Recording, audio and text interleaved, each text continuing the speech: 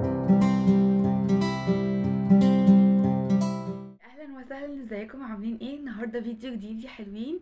فيديو النهارده فيه تركاتي وحركاتي لشاور. هقول لكم كده اسرار الشاور للشعر والجسم، هيخلوكي بجد طالعه من شاور شمعه منوره فل عروسه كل حاجه.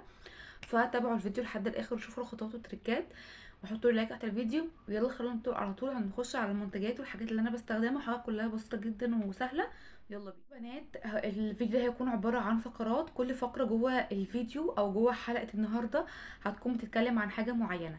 اول فقره هتكلم فيها عن الشعر وعن ازاي اعمل حمام زيت لشعري في وقت قصير وفعلا اخد احسن نتيجه، ويبقى الموضوع بيرفكت جدا وشكله حلو جدا.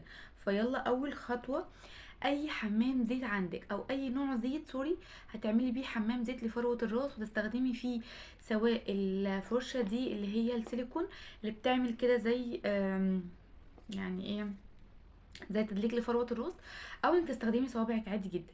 فاي شاور تخشي تعملي فيه الموضوع ده ولو مره بس في الاسبوع، صدقيني مش هتحتاجي الشاور العميق ده غير مره كل اسبوع، وبجد هتكوني شامعه فل منوره. لو كنت عروسه، لو كنت بنوته، اي حاجه، بجد يا جماعه الروتين هينفع معاكم. فاول خطوه واول حاجه بتنعملي وبتطري لي شعري ان انا بعمل لفروه راسي حمام زيت. وبس مش بكتفي على كده، بجيب فروه الراس وهقول لكم دلوقتي بعمل ايه في باقي الشعر. باقي الشعر بعمل فيه حاجه مهمه جدا، وهو البخاخ ده. اتكلمت عنه كتير. البخاخ ده كوائي على فكره، هو مش غامق زي ما باين في الكاميرا، هو لونه تفاحي او عسلي كده. البخاخ ده فيه ايه؟ البخاخ ده يا جماعه انا حاطه فيه روزماري و اللي هو القرنفل. طيب انا عملتهم ازاي؟ غليت ميه عادي وحطيت روزماري وقرنفل في كوبايه وحطيت الميه عليهم وغطيتهم، لان دي افضل طريقه تطلعي بيها الزيوت العطريه اللي موجوده. بعد ما برد خالص حطيته وصفيته هنا في الازازه، وبقى بالنسبه لي بخاخ بقدر ان انا ارش بيه على فروه الراس، بيطول لي شعري وبينعمهولي وبيديني كده زي سبراي حلو قوي. ممكن تعملي اضافات من عندك بان انت تحطي نقط من الزيت اللي موجود، اللي هو لو صالح لزيت مش قوي او مش تقيل يعني على الشعر، او انك تحطي زيت جريسلين، او انك تحطي اي نوع من اللي انت حباه.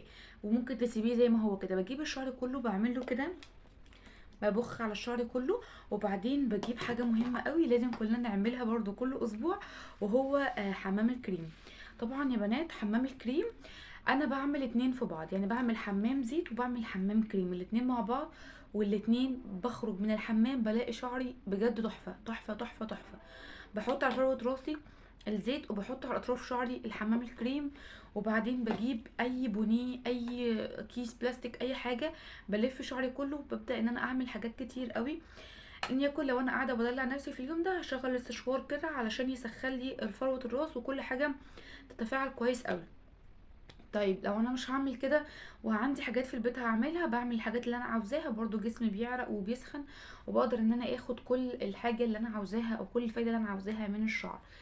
احلى وافضل طريقه، ودي تركايه دي انا ملقتش حد عملها قبل كده، فانا دي تركاتي انا، محدش عملها وما شفتش حد عملها قبليه. دي اول خطوه. تاني خطوه للشعر، بعد ما بخلص وبخش الشاور ببدا ان انا اغسلها بالشامبو. سكري ده الشامبو. ببدا احط على فروه الراس حبه صغننين عشان ما اضيعش اللي انا عملته في اطراف الشعر من ترطيب. حبه صغننين قوي، عليهم حبه ميه، اطلع بس الزيت من فروه الراس عشان ما يعمليش قشره. وبعدين بجيب برضو الكونديشنر وباخد منه برضو حبه صغيرين على حبه ميه، وببدا برضو اعمل اطراف الشعر بعد ما بغسله. بيبقى الشعر طري ومهفهف كده ولطيف، ومهما كان شعرك خشن او جاف الفتره دي، بعد ما تستخدمي المنتجات دي او اي يعني الخطوات اقصد، هيبقى الموضوع حلو جدا معاكي. كل الحاجات اللي استخدمتها مش غاليه. بمناسبه الناس اللي بتسالني ايه رايك في الفيف، جربتيه، عملتي ايه معاه يا جماعه؟ ان شاء الله هنزل لكم ريفيو قريبا جدا، لاني بصوا انا مستخدمه على فكره بقالي فتره مستخدمه، وانا بالذات مستخدمه لحد هنا كده من الكونديشنر والشامبو. اعتقد ان هو باين اهو نفس الكميه تقريبا. اه اوكي اوكي. يلا بينا نخش على فقرة تانية، وهي فقرة الجسم، وازاي جسمي يلمع ويطرى ويبقى حلو واحمر وحاجات وتركات. يلا بينا. حاجتين مهمين بحب اعملهم جدا لجسمي لما بحس ان انا عايزة اعمل شاور متين وفي نفس الوقت مش عايزاه ياخد مني وقت كبير. ايه الحاجات اللي انا بعملها؟ اول حاجه ببل جسمي عادي بميه دافيه، لازم تكون ميه دافيه. وبجيب اي سكراب عندي، وانا بستخدم السكراب ده بتاع ستاركي بتاع الايس كريم، تحفه، بستخدم منه كتير ولسه قاعد، لانه بصراحه بيفرد وبيخلي الجسم والبشره ناعمين جدا جدا جدا.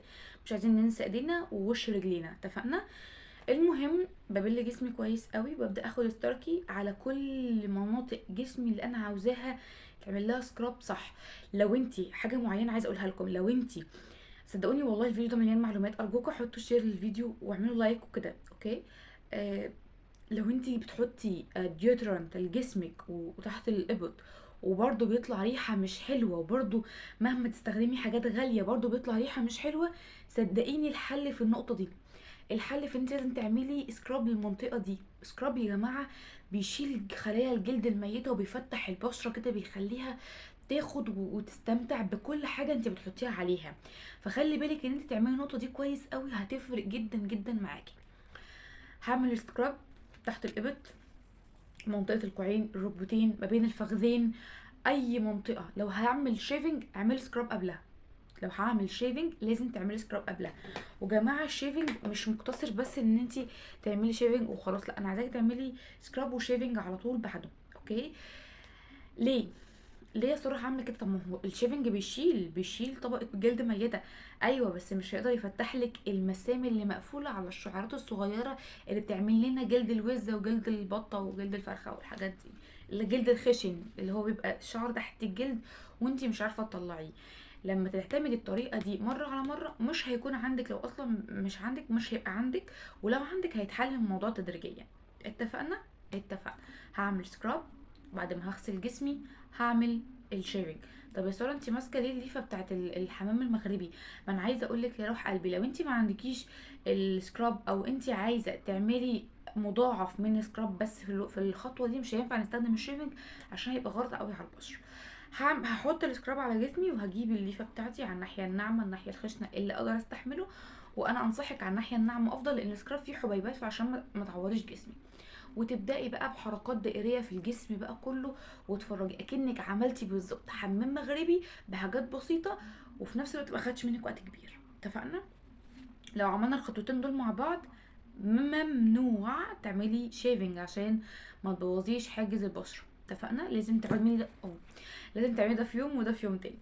طيب بعد ما هخلص، طب يا ساره هعمل ايه يعني؟ انا كده خلاص شطفت جسمي وكده، طب استخدم ايه؟ اي نوع شاور عندك بعد السكراب استخدمي النوع شاور، يا ريت يكون كريمي، وانا بستخدم ده الفتره دي بصراحه، هو قرب يخلص خلاص. هو مش حق صراحه، هو حلو وبيقع كتير بستخدم جريسلين، وبرضه هطلع اقول لكم عنه ريفيو. وبستخدم ده بعمله كده، يعني ممكن احطه على حبه ميه احطه على جسمي، ممكن اعمله كده بليفه، يكون ليفه مثلا سفنج، علشان ما يعورليش بشرتي بعد كده. خلاص كده الجسم احنا خلصناه. عندنا منطقتين مهمين جدا جدا عايزه اتكلم فيهم، وهي منطقه الكعبين ومنطقه العانه او بكيني.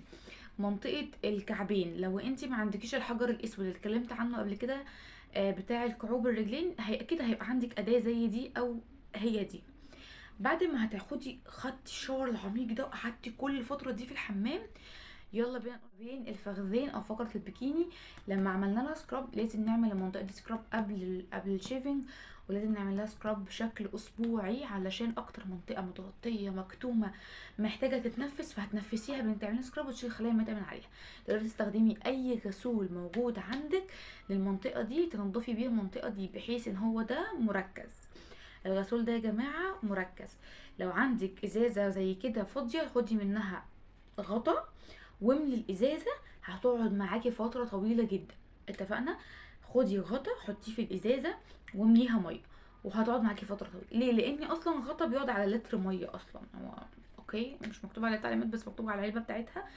ف اي غسول مركز لازم تعملي الخطوه دي، هيقعد معاكي فتره طويله، وفي نفس الوقت تكوني بتستخدميه صح، مش هتكوني بتستخدميه غلط. كده خلصنا شاور الشعر، شاور او روتين الشعر، روتين الجسم، روتين الكعبين، منطقه البكيني. صدقوني التريكات اللي قلت لكم عليها دي مهمه جدا. بيطلع لك ريحه عرق مهما تحطي ديوترونت او مخمريه او الحاجات دي، لازم تعملي تقشير. انا لما بعمل كده بصراحه لا، بيبقى الموضوع فارق معايا جدا، وريحه الديوترونت او ريحه مزيل العرق بتفضل معايا وقت طويل، وبتبقى ريحتها حلوه قوي.